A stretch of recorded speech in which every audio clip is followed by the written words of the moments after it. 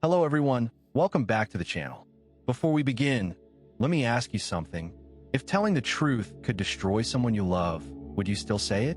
Tonight's story lives in that dangerous space between truth and survival. A place where one decision, one lie, can change everything forever. Because sometimes doing the right thing doesn't look right at all. And in today's story, I knew the way home, but I had to lie to save her life. One person is forced to choose between honesty and someone's heartbeat. Turn the lights down, get comfortable, and let's begin. The rain is a relentless hammer on the roof of the truck, a steady drumming that makes it impossible to hear anything else. It's the kind of weather that washes away tracks and muffles screams, the kind of weather I used to pray for when I worked the late shifts at the yard. I look at her out of the corner of my eye. She's pale, her hair a tangled mess of blonde and rain, and she's looking at me with a mix of desperation and trust that makes my stomach turn. She thinks I'm a hero. She thinks I'm the guy who happened to be at the diner when those men started asking questions she couldn't answer. She thinks I'm saving her, and in a way I am. But a hero wouldn't have cut the wire to the GPS antenna while she was in the gas station bathroom. A hero wouldn't be driving her deeper into the mountains when the city is only 40 miles to the east. Maybe we should try the radio again, she whispers. Her voice is thin, brittle, like it might shatter if the wind picks up. Maybe there's a local station that can give us a landmark. The mountains are too high, I say, and I don't even have to fake the grit in my voice. We're in a dead zone. We just need to sit tight until the fog thins out. I don't want to drive us off a cliff because I couldn't see the shoulder. I reach into the center console and pull out a thermos of coffee I spiked with a heavy dose of Benadryl. I offer it to her, watching her small, trembling hands wrap around the plastic cup. I tell myself it's for her own good. If she's awake, she'll ask too many questions.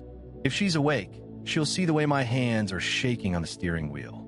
If she's awake, she might see the black sedan that has been trailing us at a distance for the last 50 miles, the one that turned its lights off the moment we hit the gravel. She takes a long sip, her throat bobbing as she swallows. She leans her head back against the headrest and closes her eyes. I just want to go home, she says.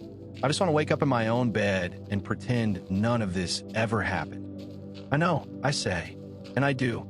I want that for her more than anything. But the home she remembers doesn't exist anymore. The man she thought was her husband is currently sitting in a windowless room downtown, explaining to the people I used to work for why she saw the ledger she was never supposed to find. He traded her life for his own debt, and I'm the only one who bothered to intercept the collection notice. I watch her breathing slow down. Her head lolls to the side, the coffee cup slipping from her fingers. I catch it before it spills, setting it back in the holder with a quiet click. I wait for 10 minutes, listening to the rain and the rhythmic puff of her breath until I'm sure she's under. Then, I put the truck in gear and take the left turn. I'm not going to the interstate. I'm going to a cabin my grandfather built back in the 50s, a place that hasn't been on a tax roll in 20 years. It's the only place I can think of where we can disappear. But as I shift into second gear, I see a flash in the rearview mirror. Not a light, but a reflection, the glint of metal against the dark trees. The black sedan didn't stop. They didn't lose us. They were waiting for me to make the move. I realized then that I haven't been leading them away from her. I've been leading them straight to the only place I have left to hide. And the worst part isn't that I might die tonight. The worst part is that when she wakes up and sees where we are, she's going to realize that the man who saved her life is the same man who just led her into a slaughterhouse. I reach into the glove box and pull out a heavy, cold piece of iron that I swore I'd never touch again. I check the chamber, the metallic slide sounding like a final sentence in the quiet cab. I look at her sleeping face, so peaceful and oblivious, and I realize the psychological cliffhanger isn't whether I can outrun the men in the sedan. It's whether I can live with the look on her face when she realizes I'm not her savior. I'm just a man who stole her. The cabin is a skeleton of wood and stone, huddled in a clearing that the forest is slowly trying to reclaim. I pull the truck around the back, cutting the engine and the lights before we're even fully stopped. The silence that follows is deafening. No rain here, just the heavy, wet drip of the pines and the sound of my own blood rushing in my ears. I look at her. She's still out, her face pale in the moonlight that's finally breaking through the clouds. I have to carry her. She's light, almost weightless, which only makes the guilt heavier. I kick open the front door of the cabin, the smell of dust and old cedar hitting me like a memory I didn't want to have. I lay her down on the moth-eaten sofa and cover her with a wool blanket I find in a cedar chest. I don't turn on the lights. I don't start a fire. I just sit by the window with the iron in my hand and wait. An hour passes. 2. My eyes are burning, the adrenaline starting to curdle into exhaustion. I start thinking about the way things used to be. I wasn't always this guy. I was a man who worked with his hands, a man who believed that if you did your job and kept your head down, the world would leave you alone. But then I saw the ledger. I saw the names of the people they were hurting, and I saw her name at the top of the list for liquidation. I couldn't just walk away, but in saving her, I destroyed her. I took her away from the only life she knew, and I did it through lies and manipulation. I am no better than the men in the black sedan. I'm just better at pretending. A floorboard creaks behind me. I spin around, the gun leveled at the dark shape on the sofa. She's sitting up, the blanket pulled around her waist. Her eyes are wide, glassy, the Benadryl still clouding her mind. She looks at me, then at the gun, then at the dark, unfamiliar room. "Where are we?" she whispers. There's no trust in her voice this time, only a cold, sharp edge of realization. "We're safe," I say, but even to my own ears, it sounds like a lie. "The GPS," she says, her voice gaining strength. "I saw you at the gas station. I saw you in a dash. I thought you were fixing something. But we're not lost, are we?" I lower the gun, but I don't put away. "No, we're not lost. You kidnapped me," she says. "It's not a question. It's a verdict. You told me they were after me. You told me you were helping, but you just wanted me out here. You wanted me where no one could find us. They are after you." I snap, the frustration bubbling over. "Your husband sold you out for a gambling debt. The men at that diner, they weren't looking for directions. They were looking for you. If I hadn't taken you, you'd be at the bottom of the lake right now. So you decided to bury me in the woods instead." She stands up, her legs wobbly, but her gaze fierce. "You lied to me for 12 hours. You drugged me. You took me away from my life without even giving me a choice. I gave you a life." I yell, the sound echoing off the bare walls. "A choice would have gotten you killed. You don't understand the people we're dealing with. They don't negotiate. They don't care about your rights or your feelings. They just want the ledger closed." She walks toward me, her face inches from mine. "And what do you want? Why go to all this trouble? Why lie about the road home?" I look at her, and the truth is so pathetic I can barely say it. "Because I wanted to be the one who saved you. I wanted to be the one you looked at and saw a future with. I knew if I told you the truth, you'd run back to him, and he'd kill you. I had to lie to save you, but I also lied because I'm a selfish man who didn't want to be alone anymore." The honesty hangs in the air between us like a physical weight. She looks at me for a long time, the anger in her eyes softening into something even worse. "Pity. You didn't save me," she says quietly. "You just changed the name of my captor." Before I can respond, the front window shatters. A flashbang grenade skitters across the floor, white light and a deafening roar swallowing the room. I dive for her, throwing my body over hers as the world turns into a blur of smoke and screaming. They didn't wait for morning. They didn't care about the darkness. They were tired of the game, and they were here to finish it. I scramble for the gun, but a heavy boot slams into my ribs, knocking the wind out of me. I look up through the haze and see a man in a dark tactical vest standing over us. He doesn't look like a hitman. He looks like a professional. "Where's the ledger?" he asks, his voice calm, almost bored. I look at her, pinned beneath me, her eyes full of terror. I realize then that the lie didn't just hurt her. It gave them exactly what they needed. They didn't follow the truck. They followed the signal I didn't know the truck was sending. By trying to hide her in the one place that meant something to me, I'd led them to the only place they couldn't be seen. The man in the vest doesn't wait for an answer. He reaches down, grabbing her by the hair, and dragging her toward the door. She screams a raw, primal sound that cuts through the ringing in my ears. I don't think. I just move. I tackle him at the knees, the two of us crashing through the rotted porch railing and into the mud below. We roll in the dirt, a flurry of elbows and teeth. He's stronger than me, better trained, but I have the desperation of a man who has already lost everything. I find a heavy rock in the muck and slam it into the side of his head. He goes limp, his weight pinning me to the ground. I scramble up, gasping for air, looking for her. Another man is coming from the side of the cabin, his weapon raised. I don't have time to aim. I just fire. The muzzle flash blinds me for a second, but I hear the heavy thud of a body hitting the leaves. Get in the truck. I scream at her. She doesn't hesitate this time. She's seen the reality of the situation, the blood and the iron, and the resentment has been burned away by the need to survive. She dives into the passenger seat as I vault over the hood and slide behind the wheel. I floor it, the tires spinning in the mud before catching on a root and launching us forward. I don't look back. I drive through the brush, branches clawing at the paint, until we hit the logging road again. But I don't turn toward the mountains this time. I head straight for the interstate. "What are you doing?" she gasps, her hand pressed against the cut on her forehead. "I'm taking you home," I say. "They'll be waiting there. You said it yourself. They'll kill me." "They won't," I say, and I pull a small, black USB drive from my pocket. I don't just have the names. I have the bank accounts. I have the offshore routing numbers. This isn't just a ledger. It's the entire infrastructure of their operation. I'm going to drop you at the federal building downtown. I'm going to give you this drive, and I'm going to give you my confession. She looks at the drive, then at me. "Your confession? You'll go to prison for what you did.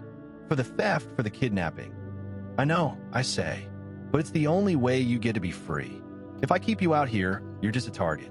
If I give you the leverage, you become a witness. They can't touch a witness once the data is public." We hit the smooth asphalt of the interstate, the city lights glowing on the horizon like a false promise. The silence in the car is different now. It's not the silence of a lie. It's the silence of an ending. "Why didn't you do this from the start?" she asks. "Why the cabin? Why the woods?" "Because I'm a coward," I say, the truth finally feeling like it's setting me free.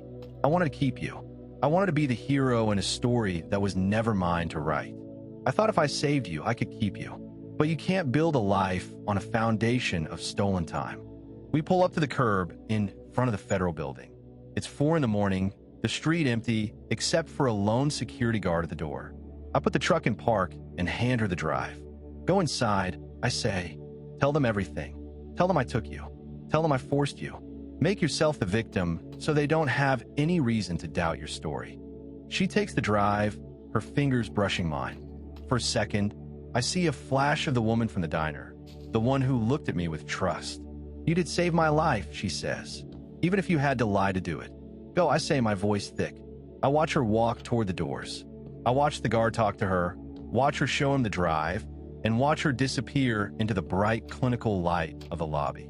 I sit there for a long time, watching the sun begin to bleed over the skyscrapers. I know what's coming next.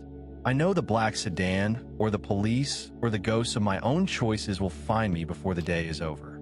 But as I pull away from the curb and head toward the police station, I realize the mystery wasn't about the way home. It was about whether I was man enough to let her go. I pull into the station lot, cut the engine, and put my hands on the wheel. I'm not a hero. I'm a man who did a very bad thing for a very good reason, and I'm finally ready to pay the bill. The door opens, and the world goes loud again. Wait, the story is ended, but not the video. Let's move to the next story, which is I don't see why is it a problem that I moved on with a younger woman. The silence between us is heavy, a thick, suffocating blanket that smells of expensive perfume and old secrets. She's laughing at something a donor just said, a bright, musical sound that cuts through the polite hum of the gallery. She's perfect. She has that effortless, unblemished grace that only comes when you haven't lived long enough to accumulate regret. She looks at me with a devotion that makes the people around us uncomfortable, and I play the part. I lean in. I whisper something in her ear. I touch the small of her back. I can feel my ex-wife's gaze burning into my neck. I know exactly what she's thinking. She thinks I've replaced her with a younger, fresher version of herself. And on the surface, she's right. The girl on my arm has the same high cheekbones, the same dark, intelligent eyes, the same way of tilting her head when she's listening. But she doesn't know the rest of it.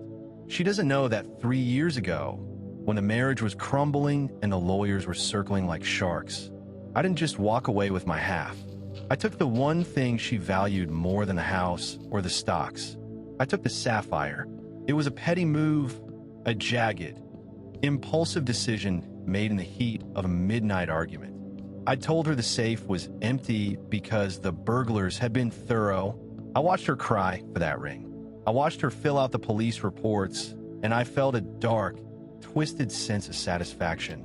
It was the only way I could hurt her as much as she was hurting me by leaving. I'd hidden it in a safety deposit box, thinking I'd sell it one day or throw it into the ocean. But then I met her. She was a junior analyst at the firm, smart, ambitious, and completely unimpressed by my title. I didn't plan to fall for her. I just wanted someone who didn't know the old me, someone who didn't remember the bitter, tired man I'd become. But as we got closer, as the months turned into a year, I started to see the potential. I didn't just want a girlfriend. I want a masterpiece. I started suggesting the clothes, the jewelry, the way she styled her hair. I told her she had a classic look, that she deserved things with history. I pulled the sapphire out of the box and told her it was a gift from my grandmother. Secret heirloom I'd kept hidden during the divorce. She believed me because she wanted to believe me, because she's young enough to think that love is a series of grand gestures and hidden treasures. And now, here we are. My ex-wife is moving through the crowd. Her face a mask of social politeness, but her eyes are fixated on that blue stone. I can see the moment the realization hits, the moment the coincidence becomes a crime. She reaches us, her husband trailing behind her like a loyal dog. It's a lovely party, isn't it? She says, her voice like shards of ice. She doesn't look at me. She looks directly at the girl, and that's a stunning ring. It looks remarkably like one my family used to own, though ours was lost in a very unfortunate incident. I feel the girl's hand tighten on my arm, her smile faltering. Oh, thank you. It was a gift from his grandmother. It's been in his family for generations. My ex-wife finally looks at me, and the look in her eyes is one of pure, unadulterated triumph. Generations. She repeats, her voice dropping to a whisper. Is that what you told her? Because I remember the day we bought that stone in Antwerp, and I'm fairly certain I still have the GI certificate with a laser inscription on the girdle. Would you like to check it now? Or should we wait for the police to do it at the station? I feel the floor tilt beneath me. The psychological cliffhanger isn't that she's caught me. It's that as she says it, the girl on my arm doesn't look shocked. She doesn't look confused. She looks at my ex-wife, and she smiles. I know, the girl says, her voice steady and clear. I've seen the certificate. I'm the one who found it in his desk 3 months ago. The world doesn't stop. The champagne doesn't stop flowing. The donors don't stop laughing. But for me, the air has been sucked out of the room. I am looking at the two women in my life, the past and the present, and I realize that the bridge I thought I was building to a new life was actually a trapdoor. The girl doesn't let go of my arm. She leans in, her voice a low, clinical hum. You thought I was a project, didn't you? You thought I was a blank slate you could paint your old regrets onto. You thought I didn't notice the way you tried to turn me into a ghost. I can't speak. My throat is a dry, dusty road. I'm not an analyst of the firm. Well, I am, but not for the reasons you think. She continues, looking back at my ex-wife with a professional, practiced nod. Your wife hired me 18 months ago. She didn't want the insurance money. She wanted the truth, and she knew you well enough to know exactly how to get it. I look at my ex-wife, the woman I'd lived with for 20 years, the woman I thought I'd outsmarted. She's not angry. She's not crying. She's just watching me with a cold, satisfied curiosity. You always had a type. My ex-wife says, stepping closer, the scent of her perfume, The one she always wore on our anniversaries. Fill in my senses. You always wanted something you could mold, something you could control. I knew that if I put a girl in your path who looked like the woman you fell in love with 20 years ago, you wouldn't be able to resist the urge to fix her. You set me up. I whisper. You set yourself up. The girl says, finally letting go of my arm. She slides the sapphire off her finger and hands it to my ex-wife. You stole from a woman who gave you 20 years of her life, and then you tried to use the stolen goods to buy the affection of another. That's not moving on. That's just recycling your own garbage. I look around the room, realizing that half the people here are watching us. The friends who had been so quick to congratulate me on my new beginning are now whispering behind their hands. I am the punchline to a joke I didn't even know was being told. What now? I ask, looking at my ex-wife. You want the ring? You have it. You want the money back? I'll pay the insurance company. Just let this go. Oh, it's not just about the ring. My ex-wife says. She leans in so close I can see the fine lines around her eyes. Lines I'd helped put there. It's about this sustainability research initiative account you've been using to pay for this gallery and the apartment and the clothes. My friend here, she didn't just find the ring, she found the logs.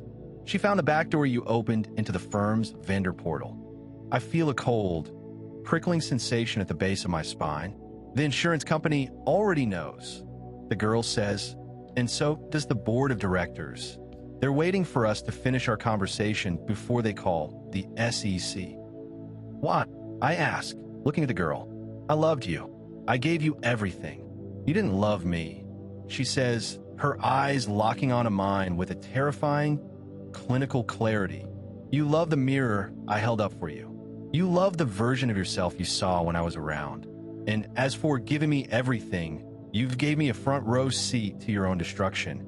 And I'm just making sure the ending is fair. She turns and walks away, disappearing into the crowd without a backward glance. I am left standing with my ex-wife, the woman I betrayed, and the woman who just finished the job. I don't see why it's a problem that I moved on. I say, my voice sounding hollow and desperate. People move on every day. Why couldn't you just let me go? Because you didn't move on. She says, taking her husband's arm, you just tried to rewrite history with a younger narrator, and you forgot that I'm the one who wrote the first draft. She turns to leave, but then she stops. Oh, and by the way, she says, looking over her shoulder, the sapphire isn't the only thing missing from a safe. Did you really think I didn't notice the journals?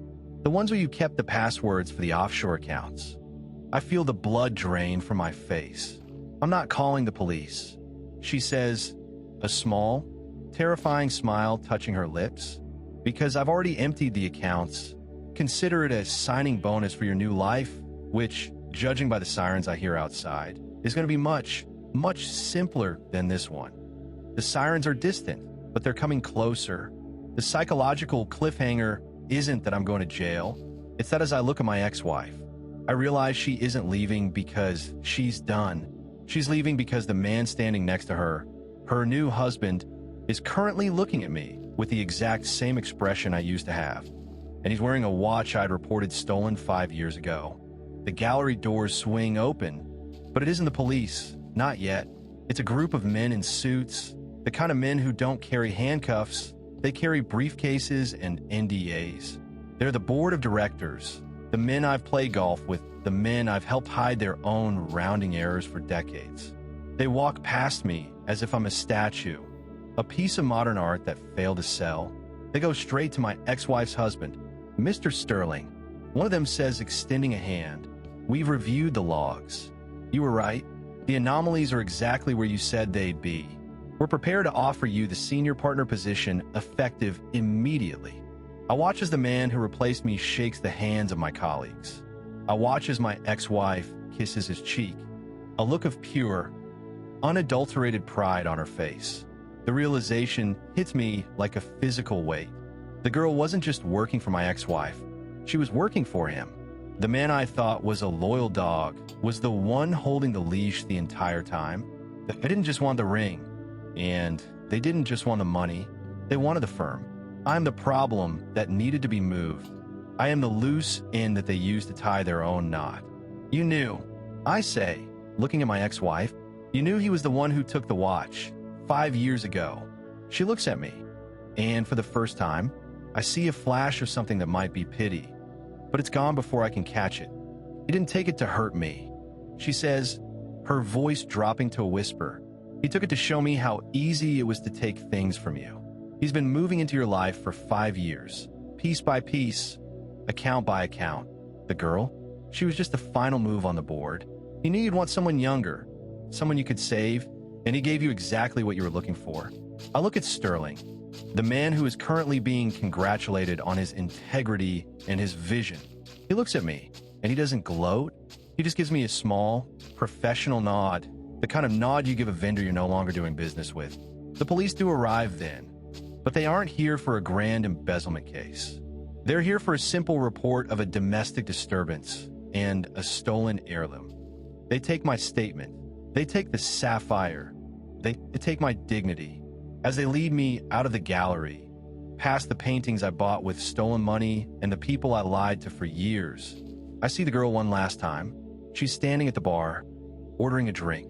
She's not looking at the board of directors, and she's not looking at Sterling. She's looking at a young analyst, a man in his late 20s who is currently staring at her with wide, admiring eyes. She tilts her head. She laughs that bright, musical laugh, and she touches the small of his back. I realize then that the cycle doesn't end with me. It doesn't end with Sterling. It's an infinite loop of people moving on, people replacing the things they've lost with younger, fresher versions of the same mistakes. I'm sitting in the back of the squad car, watching the gallery lights fade into the distance, and I'm thinking about the watch and the ring and the accounts. I don't see why it's a problem that I moved on, but as the officer starts the engine, I realize the problem isn't that I moved on. The problem is that I was the only one who thought the game was over. I lean my head back against the seat and I close my eyes, and for the first time in years, I'm not thinking about the girl, and I'm not thinking about the ex-wife. I'm thinking about the watch, and the fact that I never told anyone about the GPS tracker I'd installed in the casing 5 years ago. The one that's currently recording every word my ex-wife and Sterling are saying in their new living room. I guess some things are just worth keeping in the family. If this story pulled you in, don't forget to like the video, share it with someone who loves dark, thought-provoking stories, and subscribe to the channel for more narratives that stay with you long after the screen goes dark. Until next time, sleep carefully.